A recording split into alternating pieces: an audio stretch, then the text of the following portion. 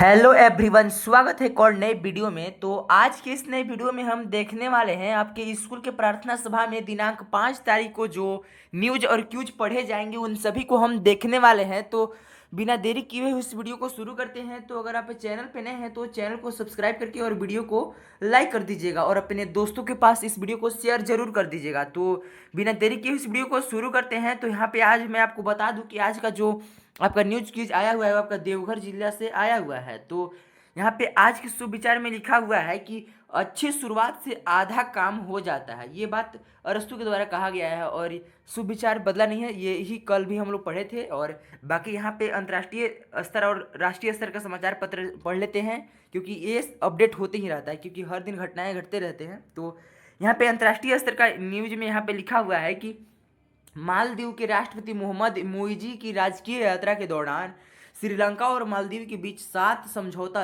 ज्ञापनों पर हस्ताक्षर किए गए। द्विपक्षीय सहयोग को और गहरा करने की दिशा में यह एक महत्वपूर्ण कदम का संकेत है।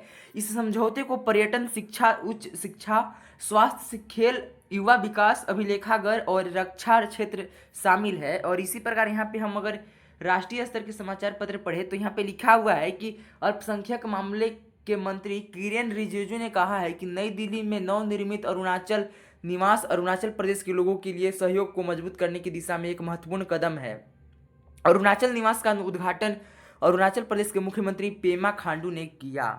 और इसी तरह यहाँ पे राज्य स्तर के समाचार पत्र में लिखा हुआ है कि झारखंड में मौसम का मिजाज इन दिनों पूरी तरह बदला हुआ है। एक और जहां रांची समेत राज्य के कई जिलों में लगातार बारिश हो रही है, वहीं दूसरी तरफ खूंटी जिले के मुरहू और इटको जैसे इलाकों में आंधी तूफान ने भारी तबाही मचाई है। और यहाँ पे खेल से संबंधित समाचार पत्र में लिखा हुआ है कि टेनिस में इटली के यानिक सिनर ने मुतुआ मेड्रिड ओपन में पुरुष सिंगल्स का खिताब जीत लिया है।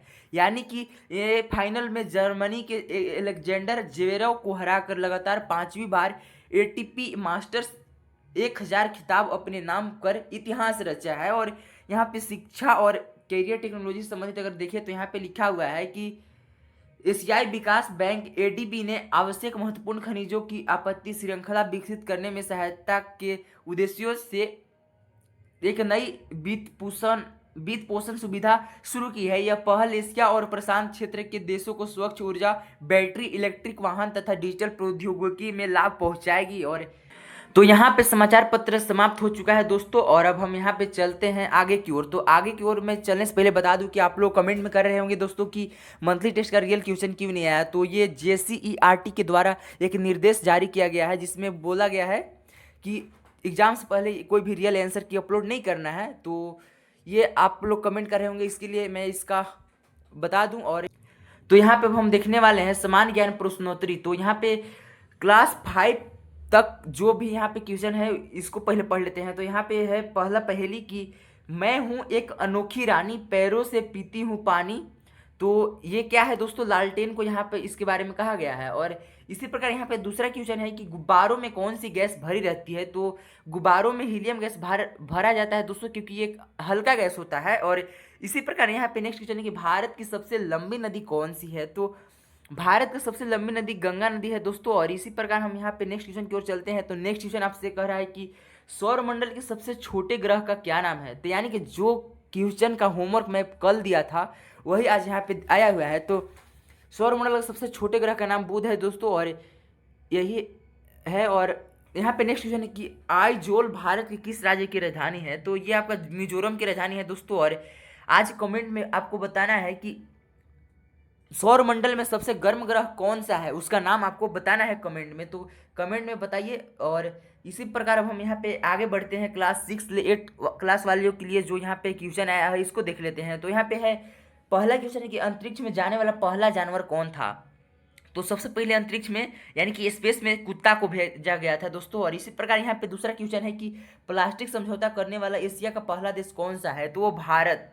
और इसी प्रकार यहाँ पे नेक्स्ट क्वेश्चन है कि ओजोन मंडल वायुमंडल की किस परत में स्थित है। तो ये आपका समताप मंडल में स्थित है दोस्तों। और इसी प्रकार यहाँ पे नेक्स्ट क्वेश्चन है कि भारतीय संविधान में कितने मौलिक अधिकारों का उल्लेख है। तो ये आपका 6 इसका राइट आंसर हो जाएगा दोस्तों। और नेक्स्ट क्वेश्चन है कि मानव शरीर की सबसे बड़ी हड्डी कौन सी है। तो ये आपका फीमर है दोस्तों, जो आपके जांघ में पाया जाता है। और इसी प्रकार नेक्स्ट क्वेश्चन यहाँ पे है क्लास 9th 12th वालों के लिए। तो यहाँ पे पहला क्वेश्चन है कि उच्चतम न्यायालय का गठन संबंधित प्रावधान संविधान की किस अनुच्छेद में दिया गया है। तो ये आपका अनुच्छेद 124 में दिया गया है दोस्तों। और इसी प्रकार यहाँ पे नेक्स्ट क्वेश्चन है कि हरियाणा हरिकेन के नाम से कौन सा खिलाड़ी प्रसिद्ध है। तो ये आपका क्रिकेट खिलाड़ी कपिल देव जो है दोस्तों ये प्रसिद्ध हैं हरियाणा हरिकेन के नाम से। और इसी प्रकार यहाँ पे तीसरा क्वेश्चन है कि कृत्रिम मोती के निर्माण का आरंभ किस देश एवं किसके द्वारा हुआ। तो ये आपका जापान से हुआ दोस्तों 1913 ईस्वी में, और ये कोकिचो मिकीमोतो।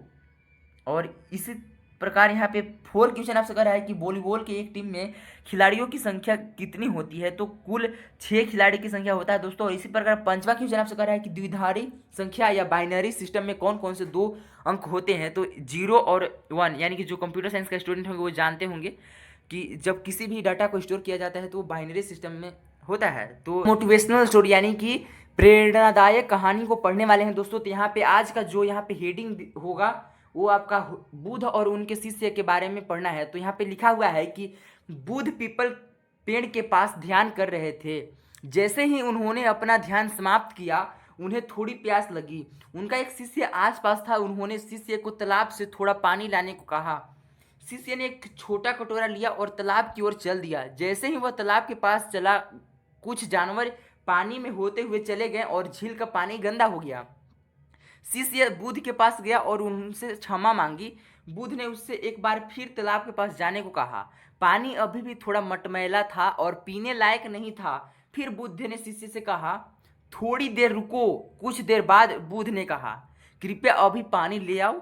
इस बार पानी बिल्कुल साफ था। शिष्य ने बुद्ध से पूछा कि उन्होंने क्या जादू किया कि पानी मतलब साफ हो चुका। तो बुद्ध ने उत्तर दिया, समय यानी कि जब जानवर पानी के पार चले तो उन्होंने पानी को गंदा कर दिया था, लेकिन थोड़ा समय देने से कीचड़ बैठ गया और पानी फिर से साफ हो गया। हमारा गुस्सा बिल्कुल पानी में दौड़ रहे जानवर की तरह है और इसे गंदा बनाते हैं। अगर हम थोड़ा समय दें तो गुस्सा बिखर जाता है और हम साफ पानी की तरह बन जाते हैं।